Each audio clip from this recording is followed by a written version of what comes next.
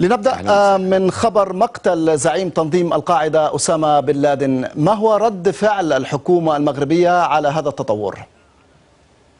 الحكومة المغربية في هذا الموضوع شأنها شأن المجتمع المغربي والرأي العام المغربي بصفة عامة. أخذنا به علما ونتابع الموضوع بما يستحقه من عناية، لأن موضوع الإرهاب والمسؤولين عن الإرهاب العالمي هو موضوع نتعامل معه في المغرب لا كحدث أنباء خارجية، وإنما موضوع وطني.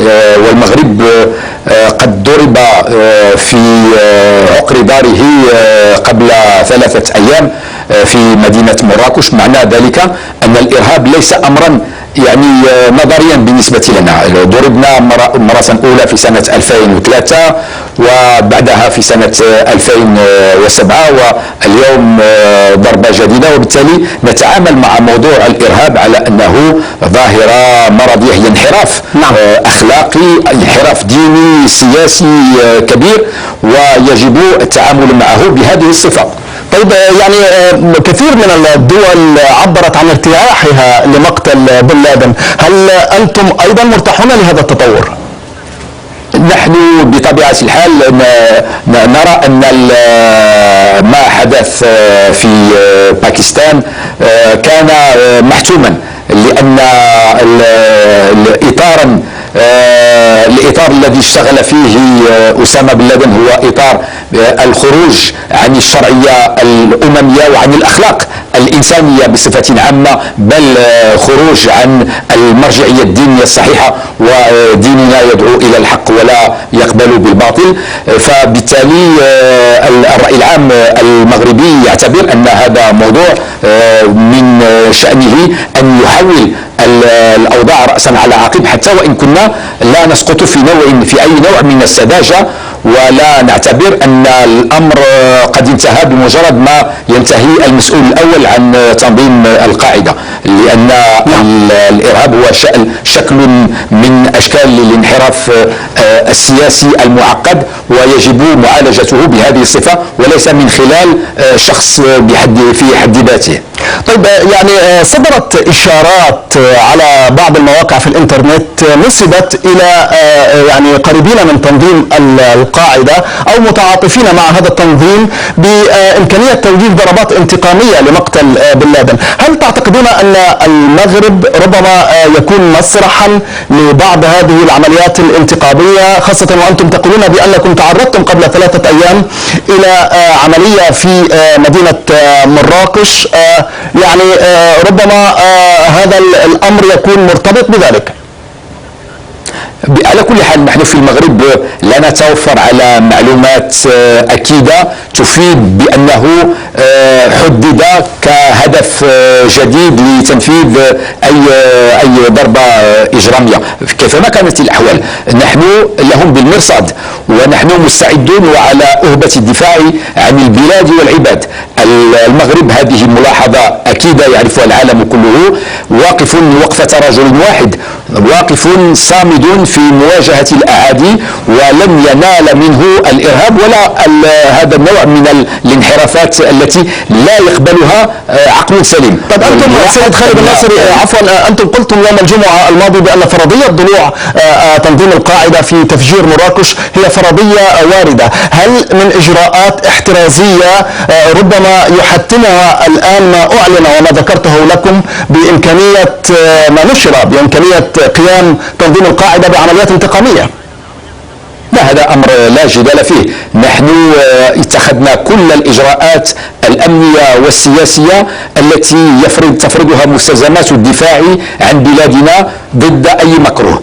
في كل الحالات نحن نعلم بأن كل المؤشرات تفيد بأن الطرف الطريقة التي تم بها تنفيذ العملية الإرهابية ليوم الخميس الماضي في مدينة مراكش تحمل بصمات القاعدة، حتى وإن كنا لحد الساعة لا نتوفر بصفة دقيقة عن كل الملابسات وكل الأسماء وكل الحيثيات التي تكمن وراء هذا الحادث. معنى ذلك بأننا في كل الحالات سنظل في منتهى اليقظة ولن نسمح للعابثين أن يعبثوا بهذه البلاد. ولكن هؤلاء العابثون يعني عبثوا ربما بأمن مدينة سياحية كبيرة مثل مراكش، يعني كما قيل لا توجد حتى ولو كاميرا واحدة للمراقبة في ساحة جامع الفناء. يعني هل ستقومون بمراجعة آلية خططكم لمحاربة تنظيم القاعدة إذا ثبت تورط هذا التنظيم في هذه العملية؟ هو أكيد أننا في حاجة إلى تحديث ميكانيزمات الوقاية والميكانيزمات الأمنية، حتى وإن كان موضوع الكاميرات هذا يعني ليس بالضرورة أن يكون هو الذي يحمل النجاة الكاملة. يمكن أن تكون طرق أخرى وآليات أخرى تؤمن أمن البلاد، لكن إذا ما ثبت بأن نصب الكاميرات سيكون من شأنه أن يرفع من درجة التأهب لحماية أمن المواطنين فسيتم اللجوء إلى ذلك بطبيعة الحال. سيد خالد الناصري، هل لديكم تصور واضح عن وجود تنظيم القاعدة في المملكة المغربية بشكل خاص وفي بلاد المغرب العربي بشكل عام؟ هو الشيء الأكيد اليوم هو أن ما يسمى بالقاعدة في بلاد المغرب الإسلامي، وهي الجماعة التي تشتغل في المناطق الصحراوية ومناطق الصحراء والساحل، لها إشعاع إن صح التعبير ونفوذ وتأثير عبر الحدود التي تهم الجزائر وموريتانيا والنيجر ومالي إلى آخره، وقد نفذت مجموعة من العمليات. لكن هل وصل بها تحركها الميداني إلى أن تصل إلى داخل التراب المغربي؟ فذلك ما نحن بصدد التأكد منه، خاصة في سياق التحريات الأمنية المرتبطة باستجلاء أسباب الحادث الذي هز مدينة مراكش قبل 3 أيام. وإذا ثبت ذلك سيد الوزير، هل يمكن أن تسمحوا لجهات أجنبية خارجية بملاحقة هذا التنظيم على التراب المغربي؟ لا، هو الشيء الأكيد وهو أن المغرب كدولة ذات سيادة هي الدولة الوحيدة المؤهلة لتدبير عمليات أمنية حماية لأمن المواطنين. هذا أمر ثابت، لكن هذا لا يعني بأننا نقفل الباب على التعاون الدولي. مثلا هناك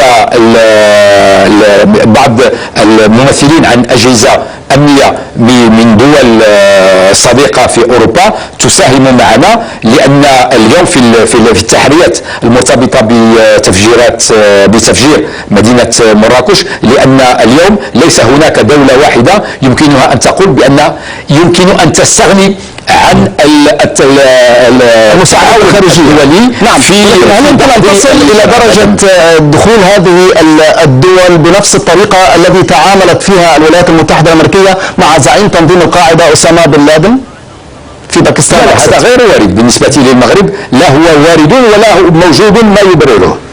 طيب، عدا فرضية ضلوع القاعدة في تفجير مراكش، قلتم أيضا أن كل الفرضيات واردة، هل من بينها احتمال ضلوع جهات خارجية؟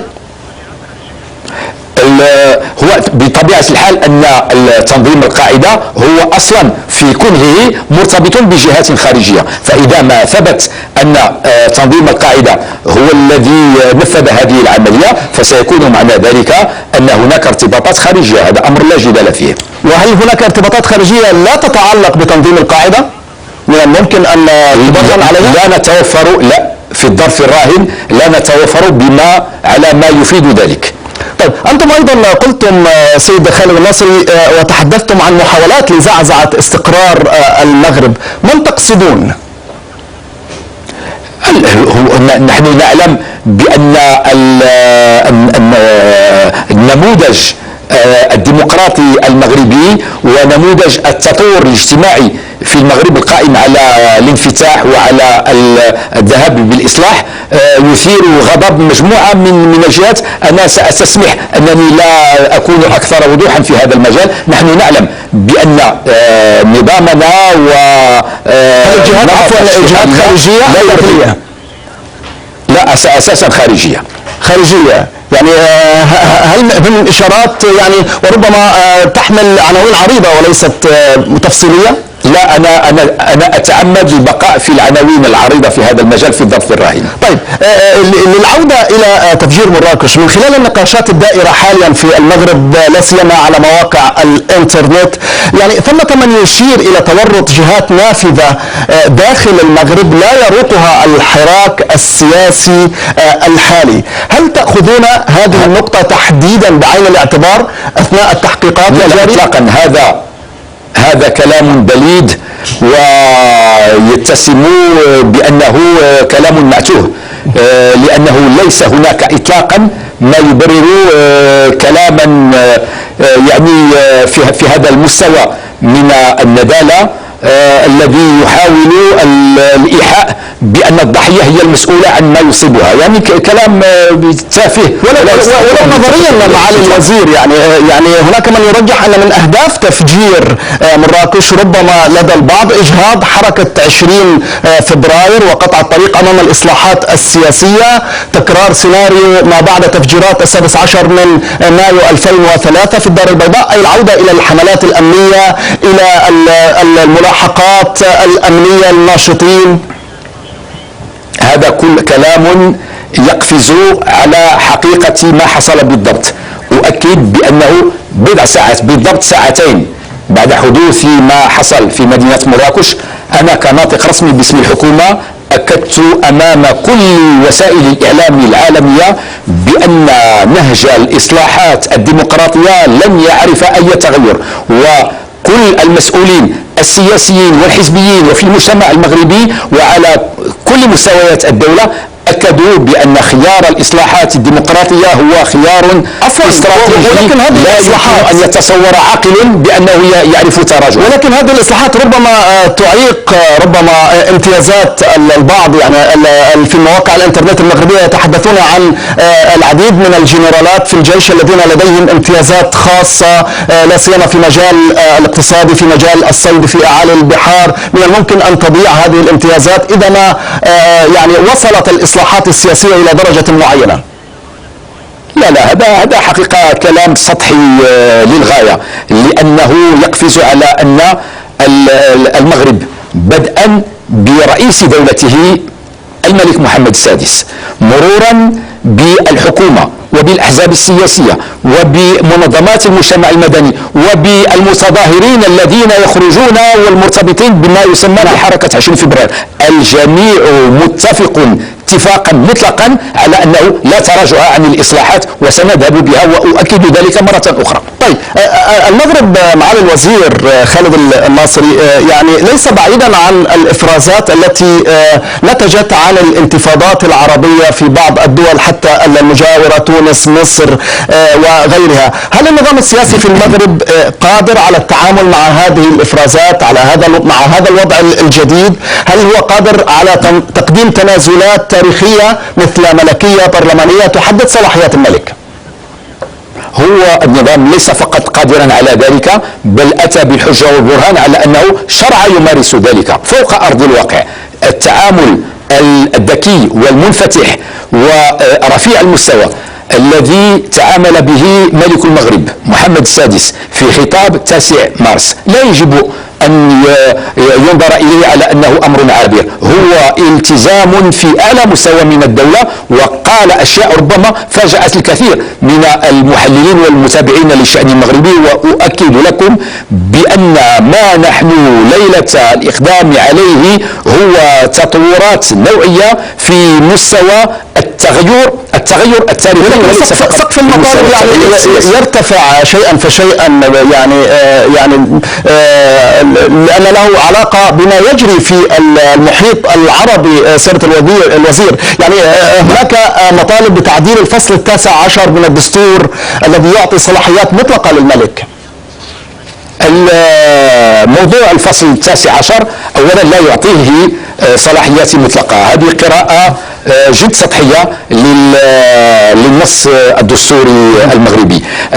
الملك هو في المغرب انطلاقا من تراكمات التاريخ هو امير المؤمنين، وهذا امر ثابت، وليس هناك طرف سياسي واحد يحترم نفسه في المغرب قال بمراجعه هذا المرتكز الذي هو مرتكز التماسك المغربي والاستقرار المغربي. ما عدا ذلك فنحن منفتحون على تغييره، وقد اكدنا هذه ثوره التزم بها الملك شخصيا بان السلطه التنفيذيه الاساسيه هي بين ايدي الوزير الاول. اليس الامر يتعلق بثوره متكامله في المغرب؟ أشكرك جزيل الشكر خالد الناصري، وزير الاتصال المغربي وناطق باسم الحكومة المغربية.